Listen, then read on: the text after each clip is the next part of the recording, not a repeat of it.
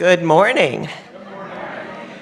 Welcome to the Unitarian Universalist Community Church. We are a welcoming congregation where we strive to transform ourselves and the world through love, wonder, and connection. My name is Cindy Paris. I use she, her pronouns, and I serve on the worship and care committees. I sing alto in both choirs, and I represent UUCC in the Tidewater Cluster Planning Group. Today, our service will continue the theme for the month of practicing resistance as we talk about the dream that Martin Luther King spoke of and how we can participate in building it. Directly after the service today, we'll be having a short preview of the upcoming play performance by members of our play reading group. And then immediately after that, the board will be hosting an information session talking about what the board is working on and the church's financial status as we're about halfway through the church year. We hope you'll stick around for both. Whether you are here for the first time or the 1,000th time, welcome. Whatever you are facing in your own life, welcome. This is a place where we try our best to be real with one another, to get through hard things together, and to remind ourselves and one another of the values that ground and center us, that motivate us and move us. Whoever you are, whatever your faith journey, whomever you love, you are welcome here. We welcome all who seek to know the sacred and all who seek to make our world more just. Our chalice lighting words today are from Paul Sprecher, and Micah will help us to light our chalice.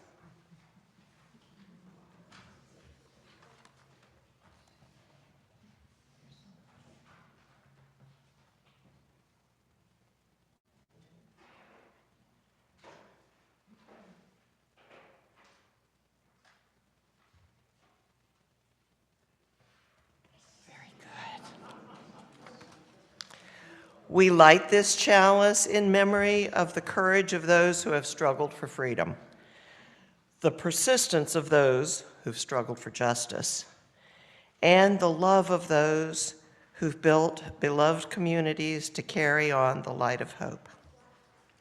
Please rise in body or spirit to join in singing our opening hymn, Our World is One World, number 134 in our gray hardcover hymnal.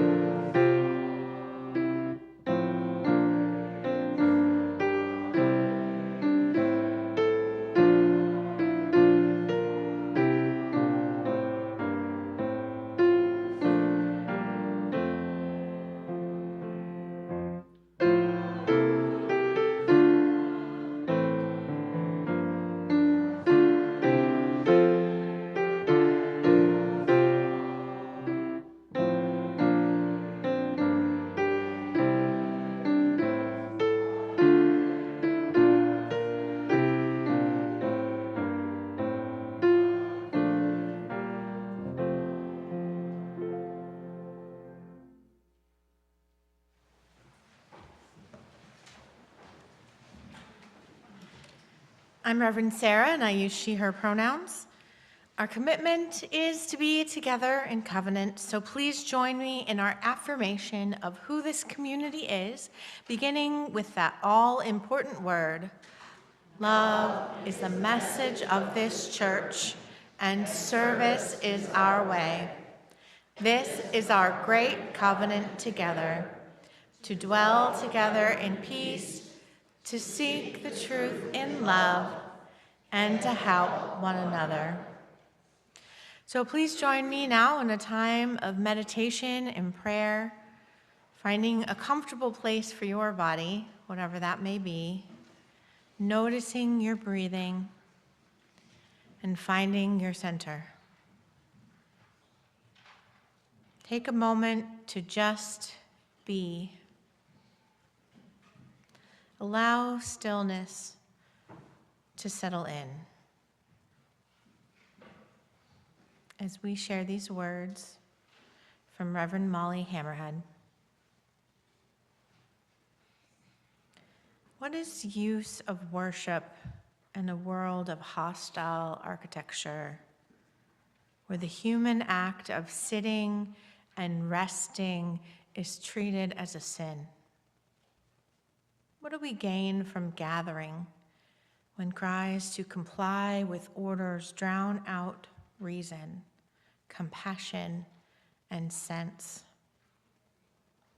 How do we breathe together, dream together, and hope together when shock steals the air from our lungs, the screams of frightened neighbors steal our sleep, and a flood of lies steals our understanding? Good questions, all. But listen, the use of worship is to remind ourselves that humanity is of worth, and that cynical choices that deny our bodies and needs are not. In gathering, we gain resilience and the reassurance that we are never alone, and that orders given from corrupt mouths are neither lawful nor just. We breathe, we dream, we hope by being each other's air, by giving neighbors cause to rejoice rather than fear, and by lifting up the truth, no matter who would have it silenced. In this embodied time and space, in our resilient and treasured spirits, in our truth, our joy, our breath, let us worship, let us pray, let us say amen.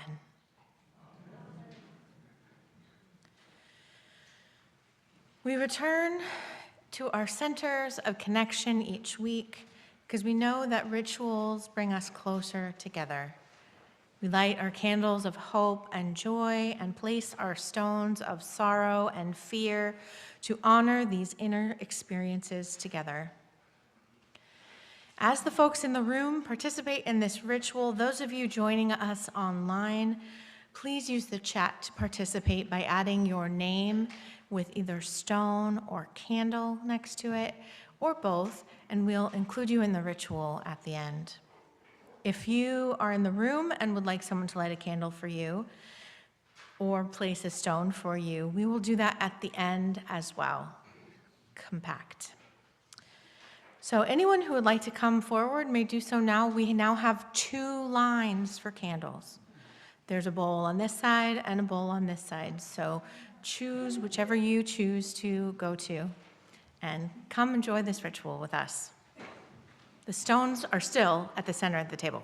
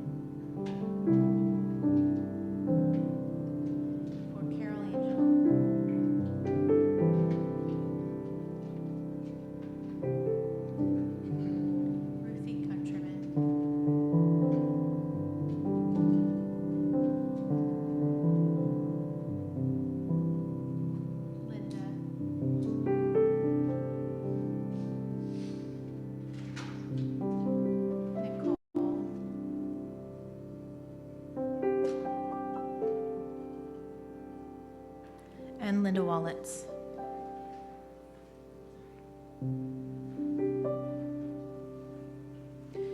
We light one final candle and place one final stone for all the sorrows and joys that remain in our hearts as we move through this time. Oh, I'm sorry. Yeah, sorry. Candles. If you are in the room and like a candle lit for you. There we go. I apologize for that. Thank you. So Adina will light for this side, and you can light for this side as you get Pat. I apologize, everybody.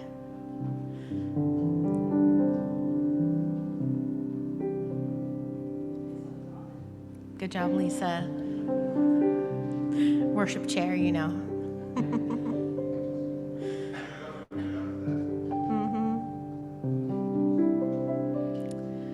Okay, and now we place one final stone for all the sorrows that remain in our hearts, the big, heavy one, to represent everything that holds us down. And we place one final candle for all the joys and hopes that continue to burn in our hearts as we move through this week. Please join in singing our sung prayer response, There is a Love.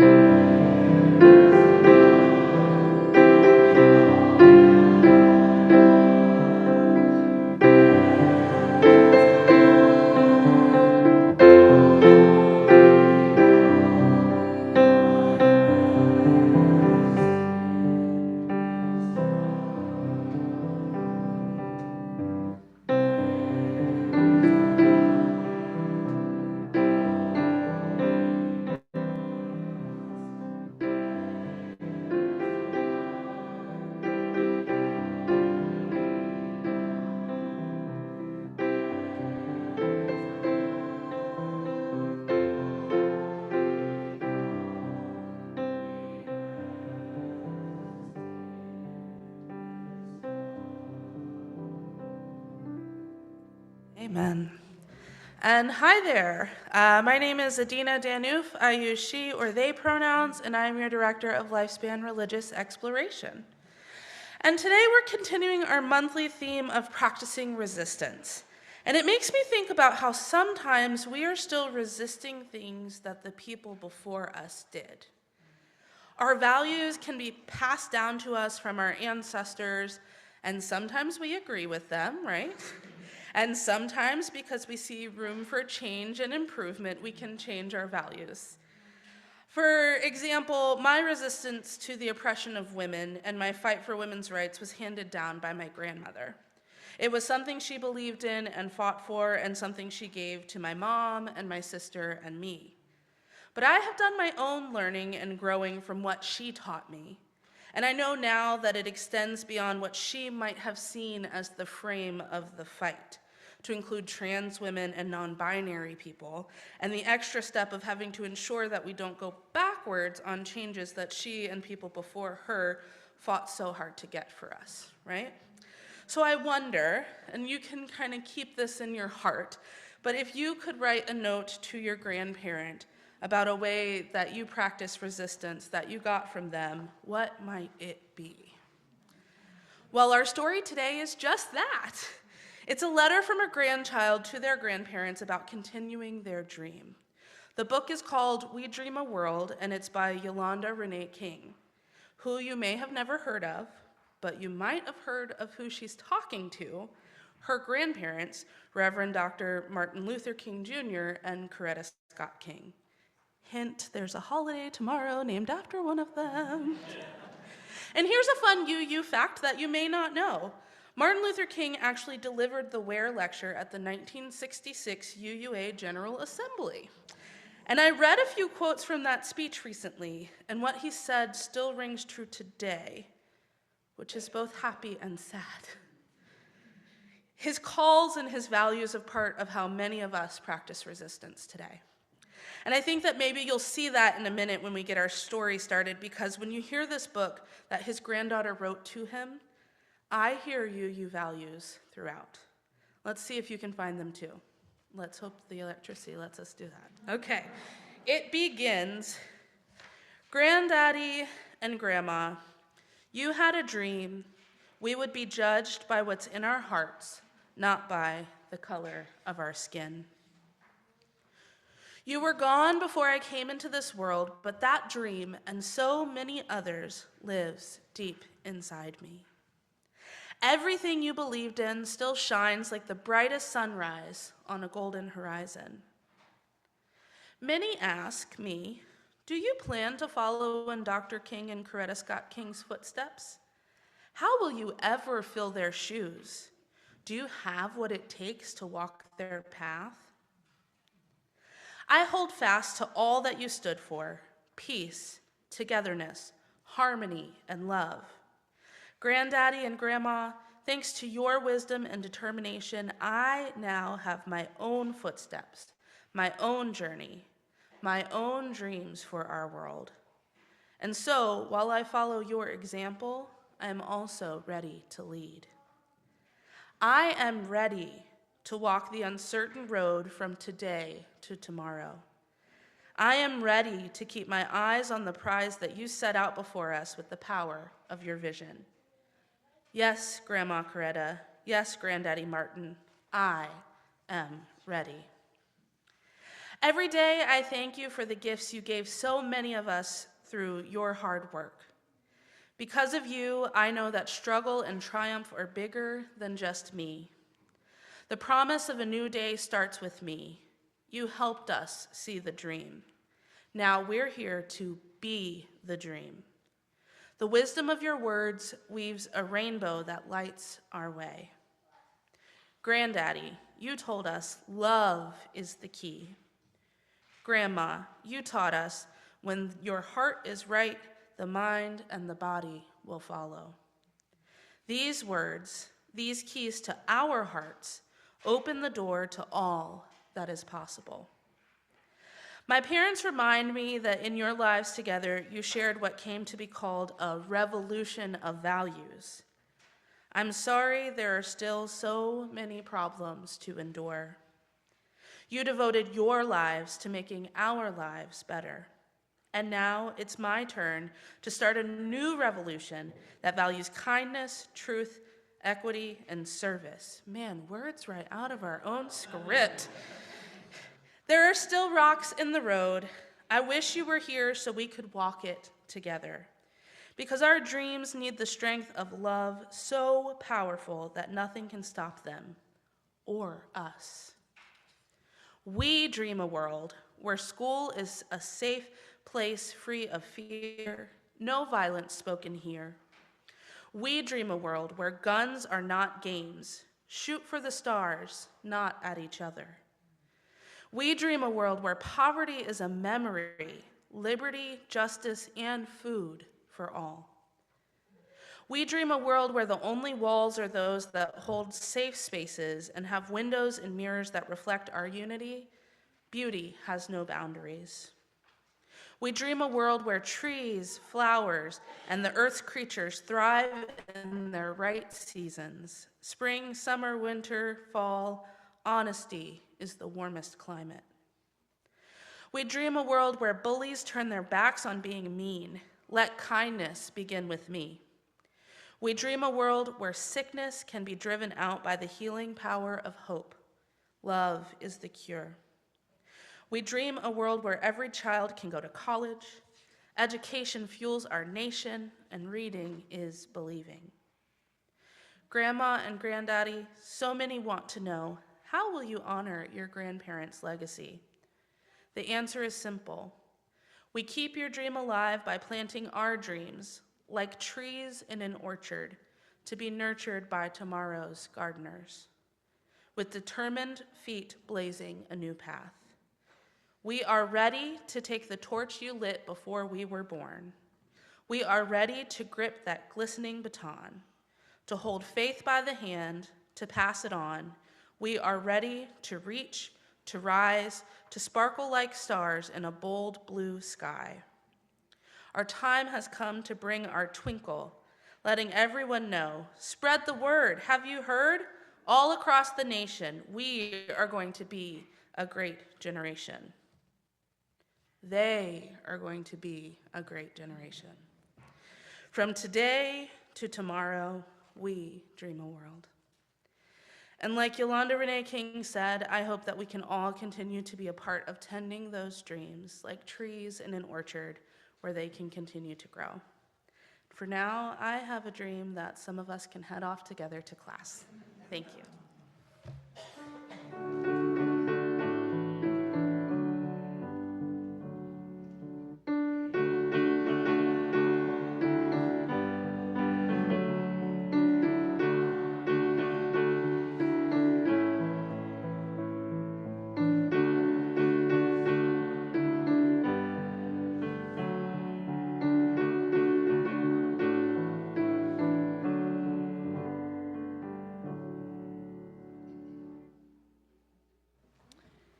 Please join me in our offering and acknowledging all the ways we give to this church and this world.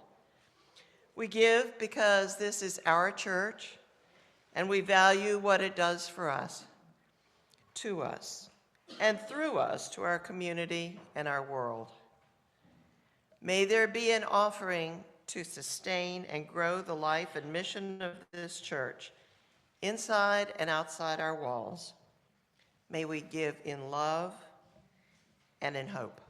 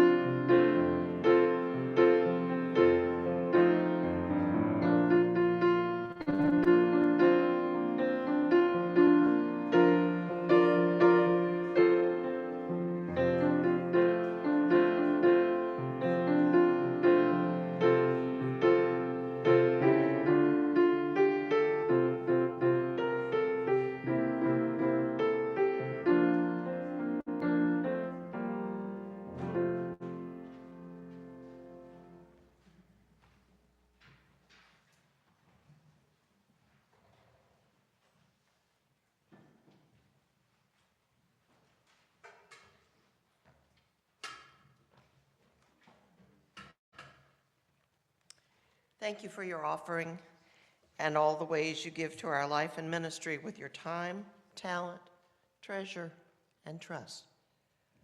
Together, our gifts allow us to expand and strengthen the tapestry of love, wonder, and connection that blesses this church and transforms us and our world. Our first reading today is Dreams by Langston Hughes. Hold fast to dreams, for if dreams die, life is a broken-winged bird that cannot fly. Hold fast to dreams, for when dreams go, life is a barren field frozen with snow.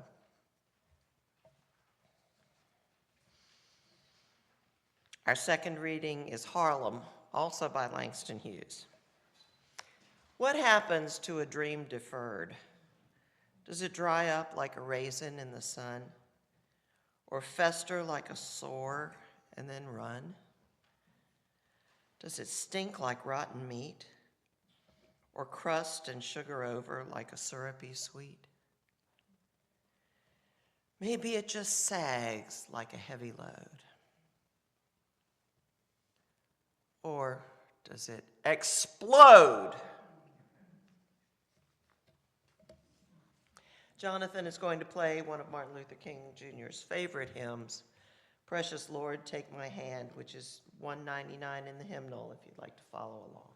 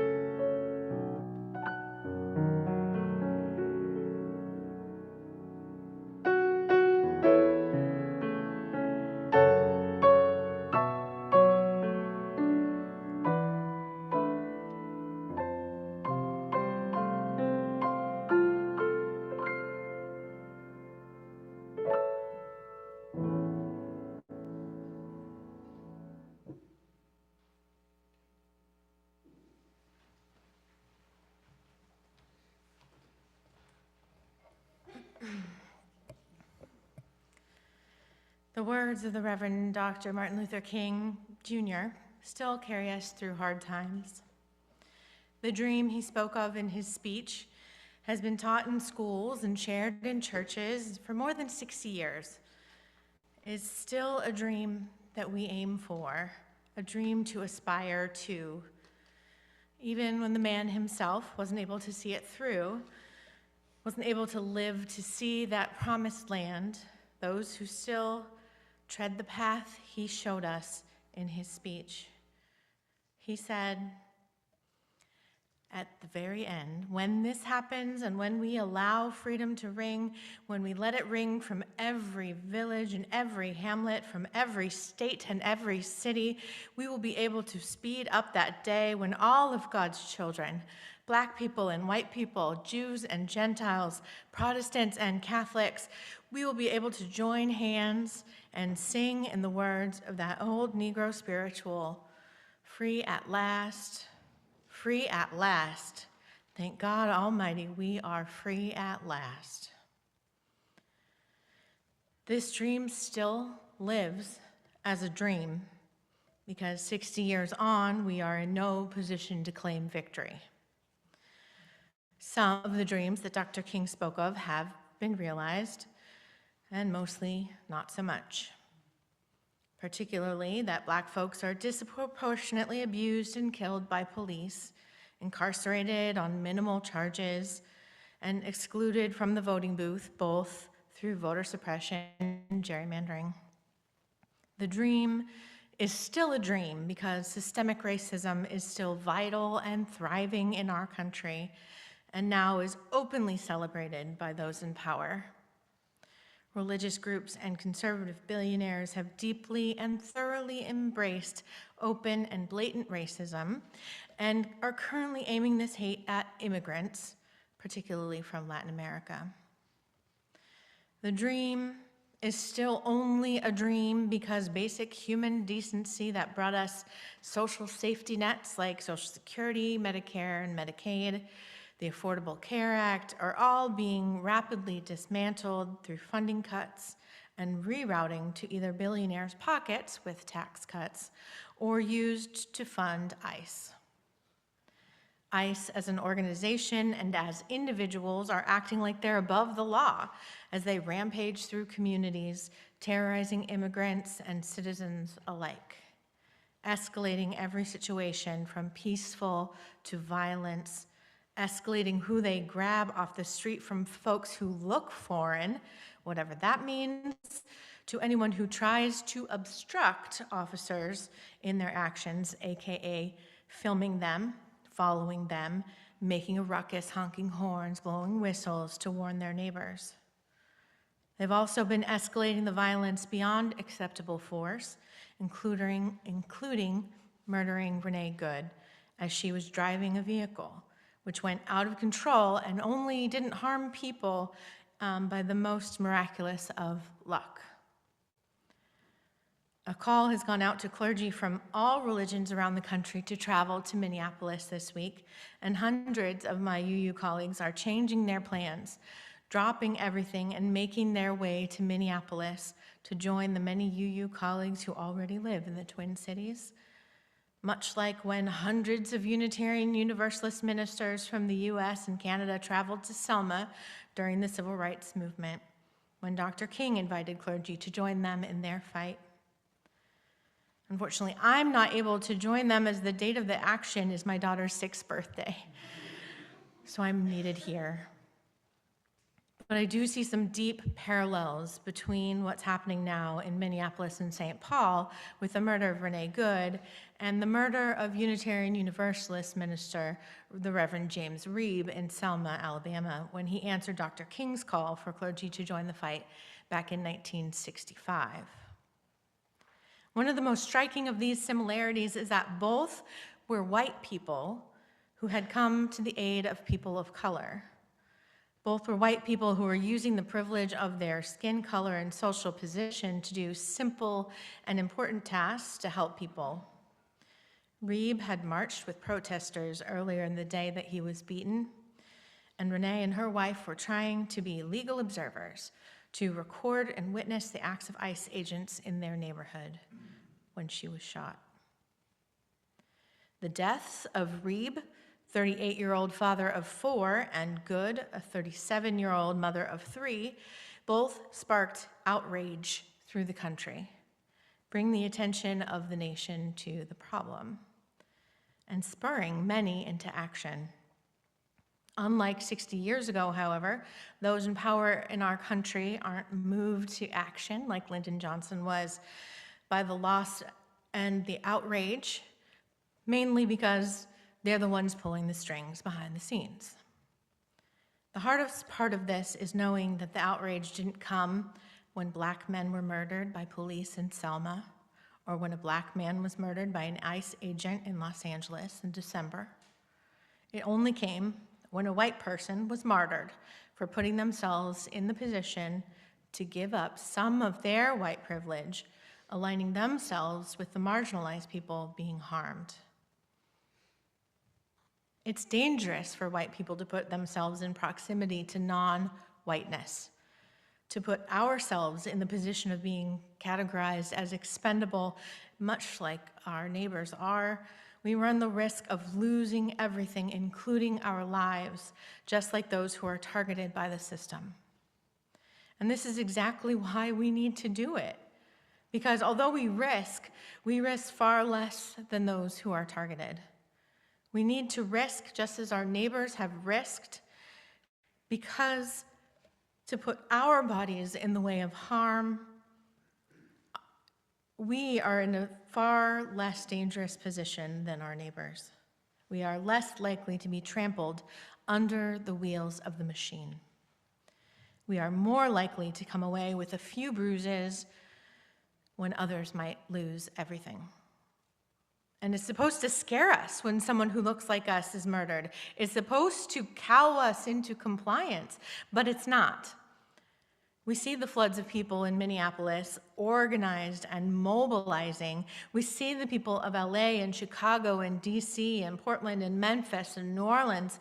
We in Richmond are starting to gather to one another, as we have seen an uptick in ICE activity surrounding Governor Spanberger's inauguration yesterday. We are in this fight for the long haul, as the historians and longtime organizers have reminded us over and over and over. This is a marathon, not a sprint. We won't cross that finish line tomorrow, so we must pace ourselves and keep living a life of joy and rest as part of our resistance.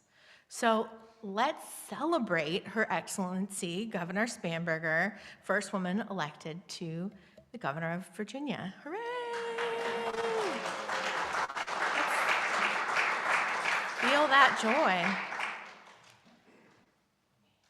I know that many of us in this room are not in a position to physically stand in the way of ICE. I really understand, for a variety of reasons, like your own health, your immigration status, your queer identity, your caregiving role, and so many more. And there's still work to be done. ICE vehicles to be reported, know your rights cards to distribute, the red cards in the lobby. I expect there not to be any when I leave this room at the end of the day.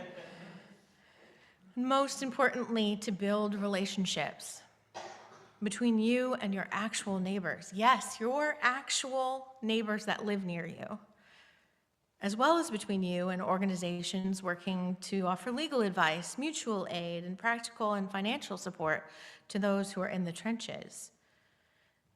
This is not the time to give in to despair, but it is also not the time to get neck deep in news either. If you're already there, find a way out, please. I know the impulse is to learn everything you can or ignore it completely, but we need to find a way to balance getting the information we need without damaging our mental health. Please take care of yourselves, please. Lindsay Rush wrote this poem, How to Be a Person in the World. And I think it's the words that we need right now. Let the sorrow of it all sink deep into your bones. But don't forget to finish the laundry and water the lawn and dry your eyes. Dream up a 5-year plan for your small business while picturing your baby doing a lockdown drill in his kindergarten classroom. Discover new music and laugh at new jokes. Let creativity drip from each of your fingertips, but be mindful that you have neighbors who are starving and dying and fighting for the most basic of freedoms. Look up how much protein you need to be eating and also what to do if you're in public with an active shooter. Get your moles checked and your head checked and get a mammogram and get a grip. And the new thriller that everyone's talking about on TikTok. But please, dear God, don't forget the oceans, the ozone layer, the rhinos, the emails, the dogs and cats that need forever homes. Try to grapple with the fact that your parents are starting to get old, but also with the future of AI and the pending recession and the billionaires and the depth of division between you and so many people that you love. It's undeniable that everyone, everywhere, is on the brink of losing their humanity and their empathy and their shit. But to be a person in the world is to do the impossible every day, simply by keeping your eyes open, simply by getting out of bed, simply by facing these incomprehensible horrors again and again, without somehow abandoning your joy. So let's keep being people in this world, facing these incomprehensible horrors again and again without somehow abandoning our joy. And if we can do that, then surely we shall overcome all of this someday. So I hope you'll join me right now in singing the widely popular civil rights song, We Shall Overcome, which began as a labor movement song in the 40s and became synonymous with the civil rights movement in the early 60s as young people spread it from protest to protest.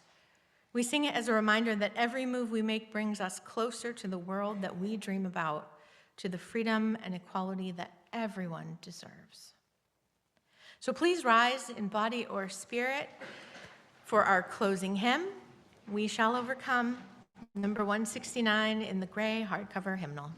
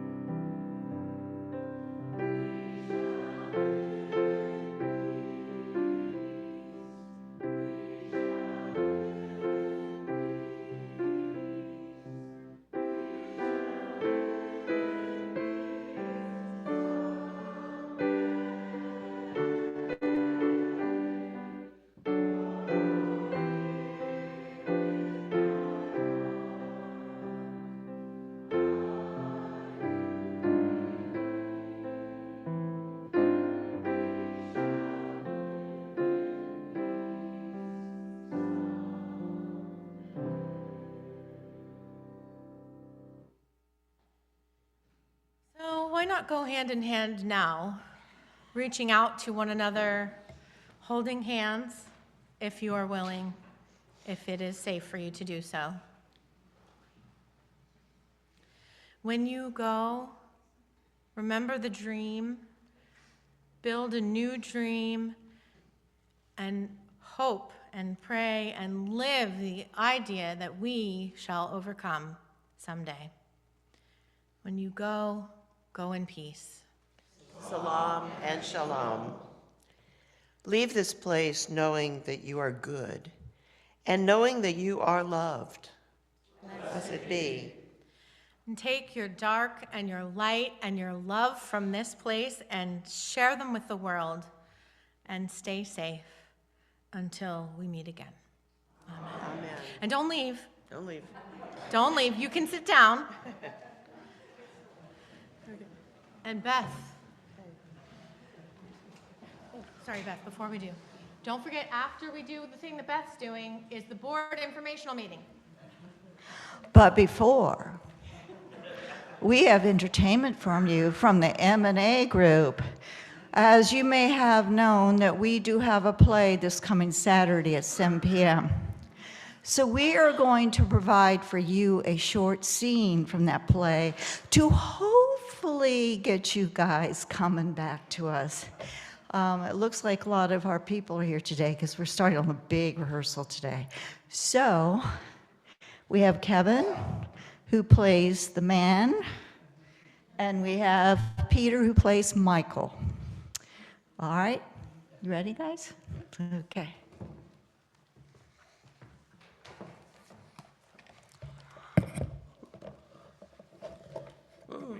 We're double booked here.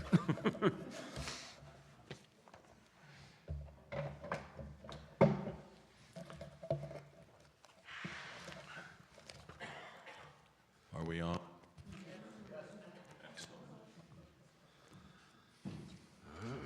Okay. I am the shopkeeper. I am the shopkeeper. I know you can hear that. Yes. Excuse me, are you still open? Actually, I was just getting ready to close up. I hate to ask, but a friend of mine came through here about a week ago. He told me he saw something that, well, if it's really here, it would mean a lot to me if I could look at it. Okay, well, I'm new here, so yeah, I have a couple of minutes. Come on, I guess we'll do this. Thank you. I've come a long way. Well, what is it that you were looking for? Maybe I've seen it. A baseball. Baseball? A very old baseball. It's signed, autographed. A baseball. This shop has a lot of stuff in it. I think I've seen one here, so just a baseball, and it was signed, you say? Yes. Wait. A baseball. Oh, may I see it? Yes. Oh. Wow.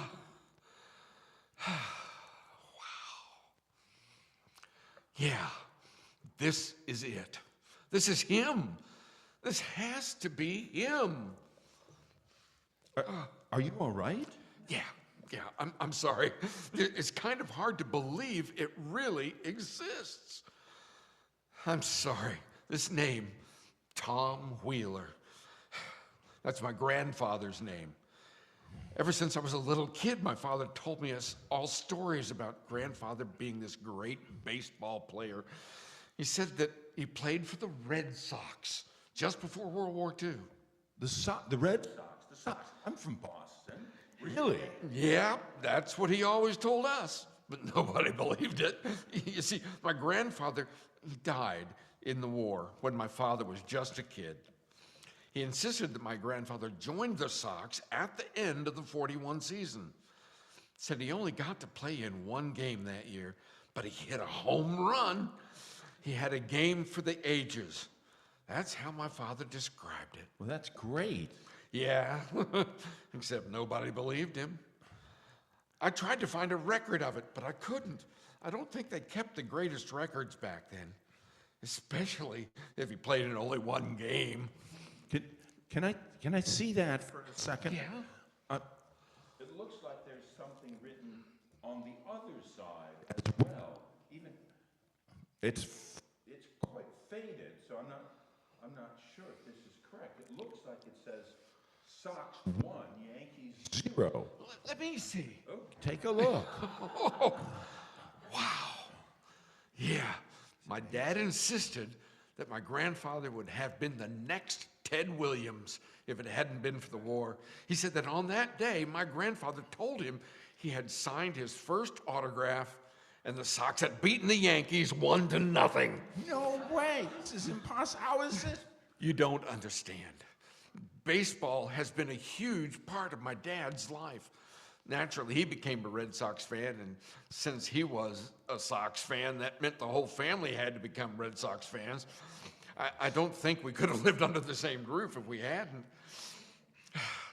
He was so proud of my grandfather. He must have told that story a million times. Everybody always played along, but this is unreal. You will sell it to me, won't you? Why? Of course I will. Sure. How much? I don't know. $5? Will you take 20? I want to be able to tell my dad that it cost me at least that much. I understand. I understand. Oh, thank you. Thank you so much. You have no idea how much this is going to mean to my father. I just have to get back in time. Back in time? Yeah, well, it's cancer. You have no idea. This is going to make him so happy. This. Thanks again. Thanks a million. What is going on here in this little shop? I might be new, but to find this item that's been lost for so many years, this little piece of heaven, what is this shop? You curious? You want to find out? Come back here, right here, next Saturday evening for the whole show. 7 o'clock, doors open at 6:30.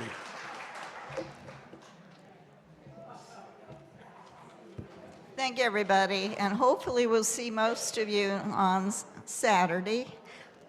We are providing wine and beer out front. It's a stage reading. Unfortunately, I don't think we'll have childcare provided this time. It was just difficult to get that together. So I just thought anybody with children ought to know that. Okay? So we have a congregational meeting.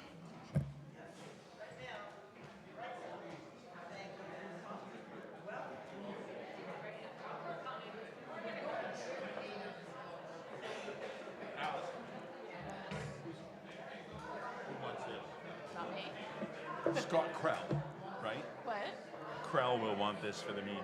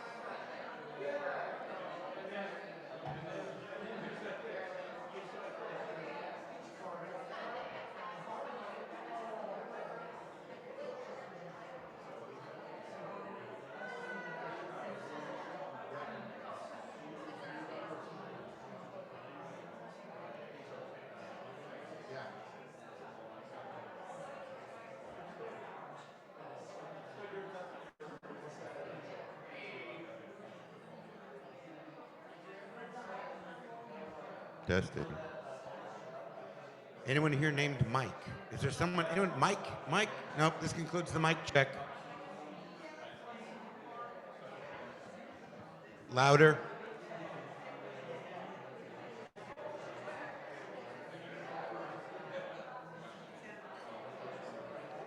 Well, you do have to keep it right here if you want to be.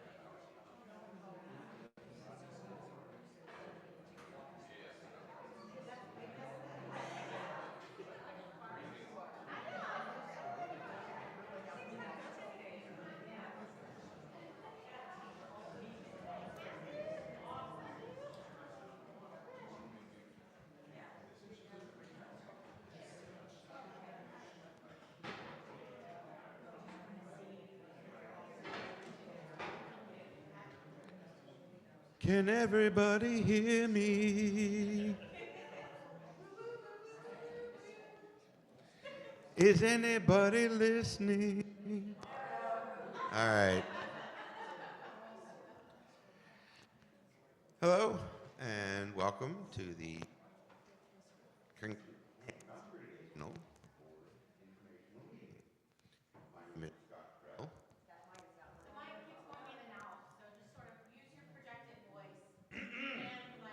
All right. All right. Well, I'm trying to eat the mic, but I can't think I can mention. There you go. Wow. All righty. Welcome to the congregational. Wow, it is going in and out. Yeah. My name is Scott Krell. I am the board moderator. With me are Alex Brooks Perkins, Jason Gard, Sarah Maxwell, Matthew Lindholm. Bob is fine. Matthew Lindholm and Carrie Williams Jensen. The vice moderator, Mike Recant, couldn't make it. So let's see. We have our agenda. Click. Yep. All right. The chalice lighting. So we'll do the chalice lighting. We'll have a financial update with Alex. A stewardship update with the stewardship chair. Is the stewardship chair here? Okay. So she'll be here soon, and then we'll have a update on the data center, the sign out front, and what's going on with that, and then we'll have a general Q&A. Pardon? The data center that's being proposed. There's a sign, but there's also more information. And then a Q&A. So next slide, please. Thank you. Chalice lighting. The Responsible Path Ahead by Anonymous. We light our chalice hoping for insight into the responsible path ahead. We seek better understanding of how to ensure justice, equity, and compassion for all, and how to show greater respect for the independent web of all existence. We celebrate the diversity and uniqueness of those gathered here. Thank you for gathering. And honor the contribution each brings. May the flaming chalice inspire us to share our best selves. Together we can achieve greater wisdom and significant progress towards our individual and common goals. All right. With that, next slide, please. I will hand this off to Alex. Wonderful. Everybody can hear me. I'm Alex. I use they, them pronouns on the tech committee, finance chair. I'm sure I'm forgetting something else too. The board. The board, yeah. The board. Ultimately, want to kind of talk through, this is through the end of November as far as our financials go. We are in an okay place. We are meeting our obligations at this point. We have, through the generosity of the auction, through the generosity of pledges, we have maintained our bank accounts and are meeting our payments. And the food. The bake sale, by all means, too. Keep buying. Yeah. Our income levels are staying where we expect them to be. With that being said, this is a reminder to the congregation that our budget includes $14,000 that we are pulling out of our own operating reserve fund. We are pulling savings to make it through this year. We are still projecting that that will be the case. It is a reminder to the congregation that if you are on a committee, if you are a part of a group that is budgeted and has an approved budget, then we ask that you stick to that budget. And if you expect that that budget may have overruns, you need to come to the board to talk about those before you spend the money. We need to be good stewards of other people's money at the end of the day. And that's our biggest reminder to everyone. That being said, our expenses are where we expect them to be. Staff, as always, is our largest expense. The building and maintaining the building being the second thing behind that. Any general questions around the budget so far this year? Go for it, Peter. Oh, sorry.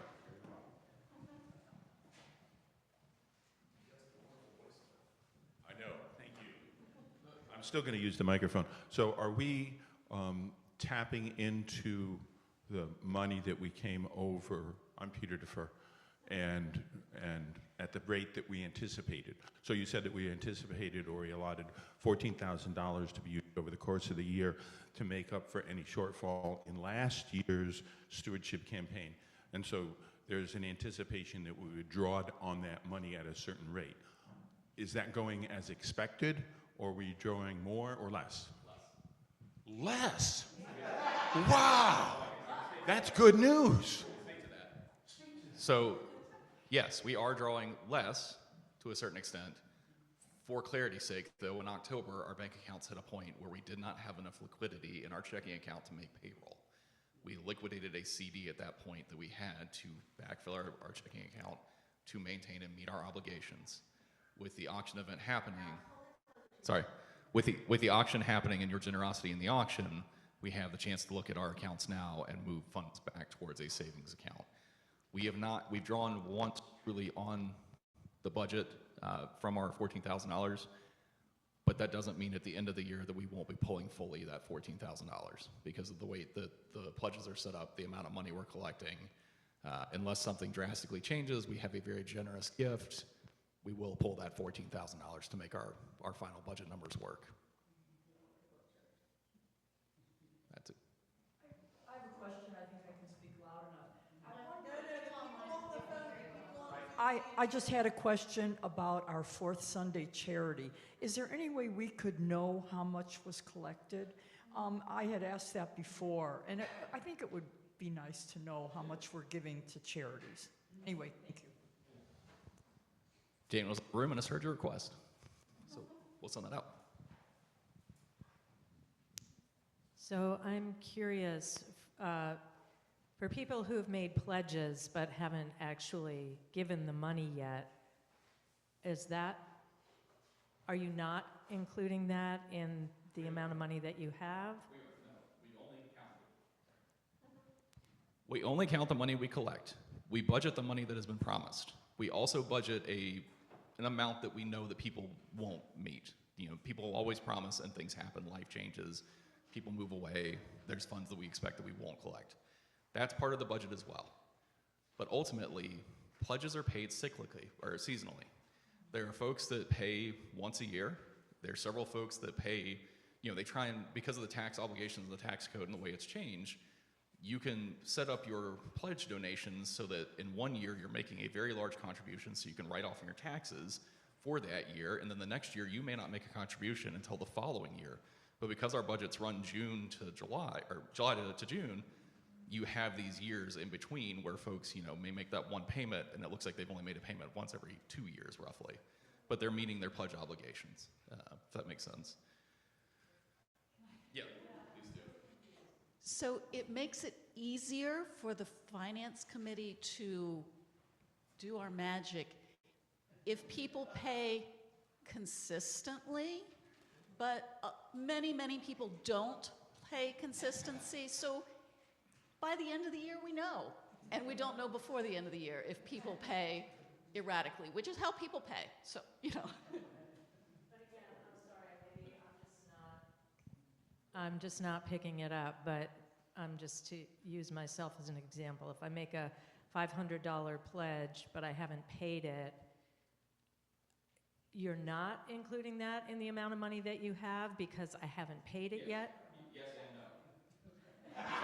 Sorry, yes, I'm not counting the money until it comes into our hands. We can't spend any money we don't actually have. But we do set our budgets based on what you promised. And if you haven't made that payment, then we can't actually spend the money, and if we ever hit a point where we don't have enough money, we'll do what we've done in the past and liquidate savings to meet our obligations until we get through the year and you make your payment and make the pledge that you promised. Does that make more sense? Yeah. It's not a salary that we're getting regularly from folks. It's very much a sporadic through the year. November's huge. We get a lot of payments in November because people who are retired have obligations that they must disperse off of their retirement funds. And they look at it and go, oh, I've got this money, now I'll make my pledge payment. And they'll make it all at once. And things like that. Taxes. It would seem to me, since we've done this since the beginning, we contribute every month, whatever it is. It would seem to me, budget-wise and consistency-wise, if everyone was doing that, it would make your life much easier. It's also easier on us. If I was to wait till the end of the year and all of a sudden I want to come up with $5,000 or $10,000 or whatever, that's not as likely to happen as me not even thinking about it every month. It just comes right out of our account. That seems to be the easiest way to move forward, and that's just my opinion. Again, it's an individual decision, and I would not pressure anybody to do anything that's outside of their comfort level.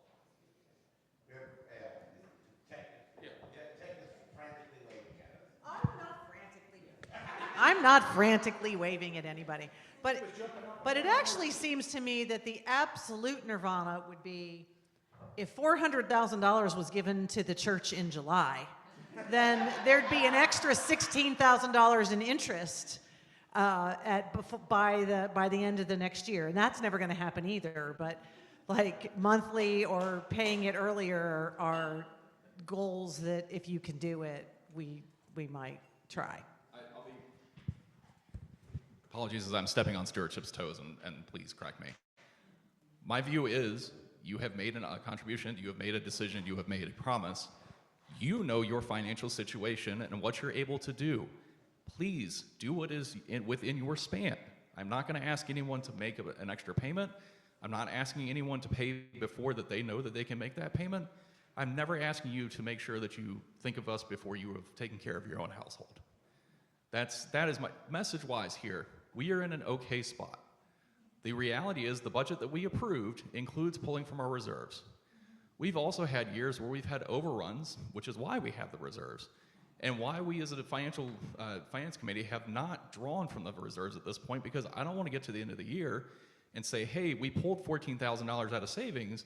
Oh, by the way, we also have an overrun of $20,000 this year. You all would smack me. That's not, and I would expect it.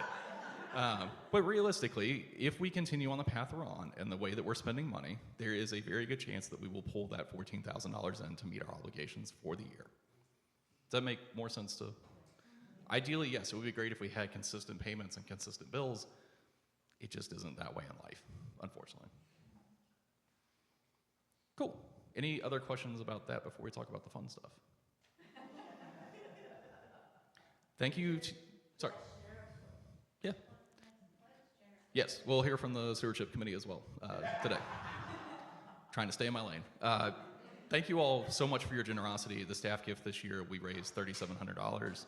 We have dispersed those funds to the congregation. I believe we provided, yes, a breakdown to how it was dispersed. The finance committee made the recommendation, the board approved, and this is how we split it up. Thank you all. All right. Thank you very much, Alex. Next we have stewardship. Gail?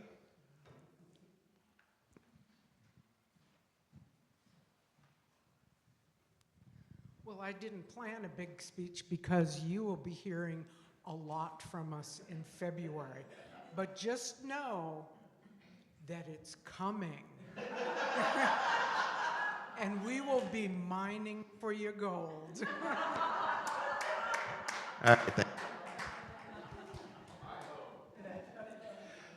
All right, just a little bit on what the board is up to. So we are working on our mission statement. We are working on, we have a book reading that we're doing, which is all about conflict, transforming conflict. So, which is something that you use in general, specific, tend to be averse to conflict, and so we are working on embracing it and transforming it, using it to... I'm sorry. There we go.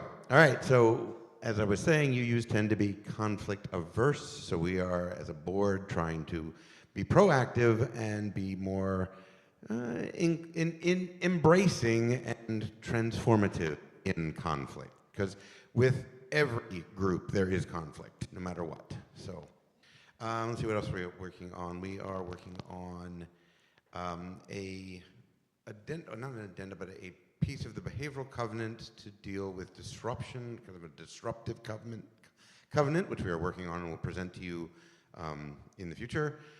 I think that's about it that we're working on in the major pieces. Next slide, please. We did have a request to talk about the sign outside about the data center, and Jean, yes. I know her name. Thank you. Hanover County, this particular area where we reside as a church is zoned rural residential.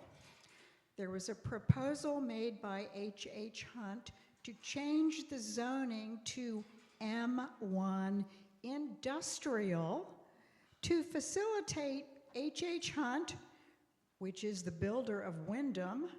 They want to now put on a 400-acre piece of property that backs up to Wyndham, which is in Henrico County, a 400-acre data center with 10 buildings that would be 62 feet high. The concerns are noise, extensive water utilization and concern about the Chickahominy headwaters, handling of wastewater, use of electricity, noise, and all kinds of other traffic, the traffic. So, there are signs everywhere. I've seen a sign that says, I want to listen to the frogs, listen to birds, not data centers, no data centers at Hunting Hawk. The good news is, and Jane Mitchell and I were both at the informational meeting at South Anna High School, where the opposition was overwhelming at the informational meeting. They only wanted to hear from people who were residents of Hanover County. So if you lived anywhere else, they really didn't want to hear from you. The same was true at the meeting before the Planning Commission, which was last Thursday. The good news is, yay, the Planning Commission has heard the citizens and the outcry against this, and they have voted to recommend a denial of a zoning change to the Board of Supervisors. Now, we're not totally out of the woods because the Board of Supervisors will be meeting in February also to consider this. I'll tell you that in Goochland, we've had problems because even with excessive outpouring of negativity, our Board of Supervisors didn't give a damn, and they just went ahead and approved some changes that are going to make life difficult for people who live in the Reader's Branch subdivision and the Mosaic subdivision at West Creek. So data centers have become a real big political issue, and I really felt that it was very important that we as property owners here in Hanover County stick up for our neighborhood and have a sign stating that we were opposing data centers. I think it would, some of the discharge areas actually back up to Cawthorn Road. So all in all, right now the news is good, but we just have to keep our eyes on the ball and hope that the Hanover County Board of Supervisors will not go against the Planning Commission's recommendation. Yes? And that is indeed, give him the mic,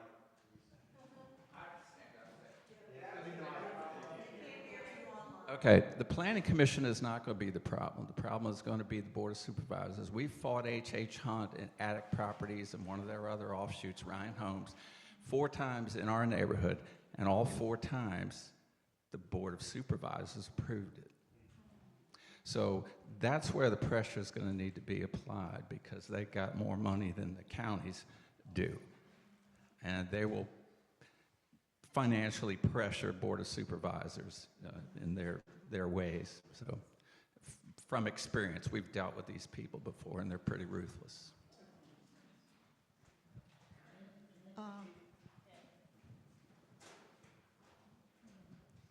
What was the vote on the Planning Commission? I don't know what the actual vote was. I was not at the meeting. I was at Ham Jam and Board at night. But I just know that they recommended denial. Anybody else? So if we don't have a zoning change, that's good, but we have to make sure that the Hanover County Board does not go against the Planning Commission. Thank you. All right, now open up the floor to general questions. Anything anyone wants to know about anything in general that, yes? Hi, I have a question about volunteer recruitment and just wondered how we go about that? Is there anybody in charge? Or I know back in the day, the board used to have a, program chair and grounds chair? And different committees came under that. So how is that handled now? Well, we are reaching out. There is quite a few issues. Stewardship, fellowship is is going to lose its chair, which means no coffee. Oh, they've already lost their chair, but they will stop serving coffee in April. So we need people to, stand up, and I've made, requests from the pulpit.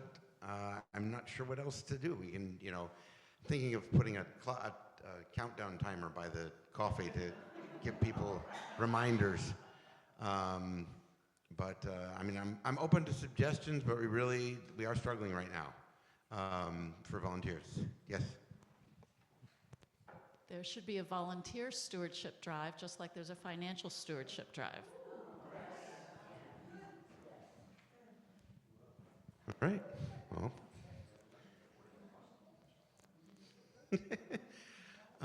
So we'll take that under advisement, see if we can make that fly.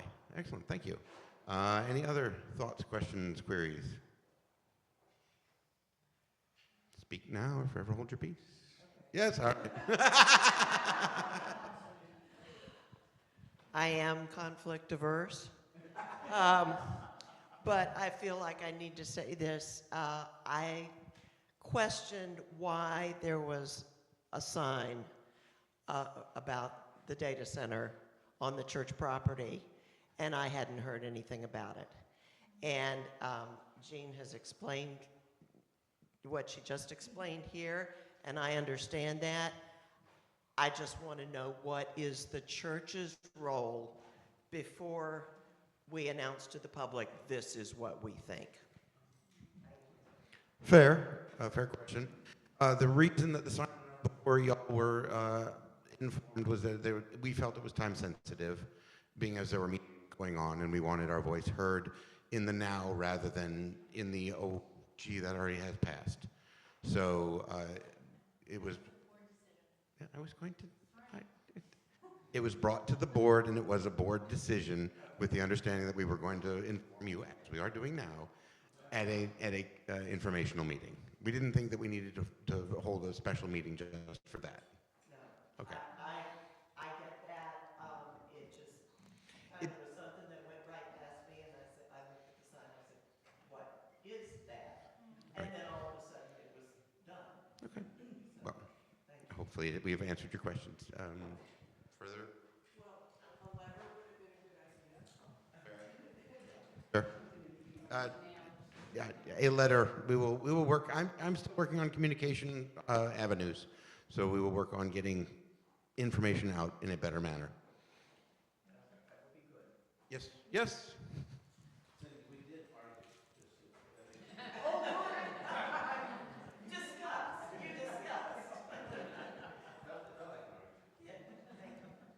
I wanted to circle back to the volunteer question. I did spend a lot of time and energy several years ago putting together information about how to recruit volunteers, and did suggest that we include that in our bylaws as something that we expect of members, and that was unilaterally shut down. So I just wanted to put that up there, that we have spent time trying to recruit volunteers in the past. The congregation was not interested in any of those methods, so I just wanted to share that. Would you like us to reach out to you in the future to assist with it?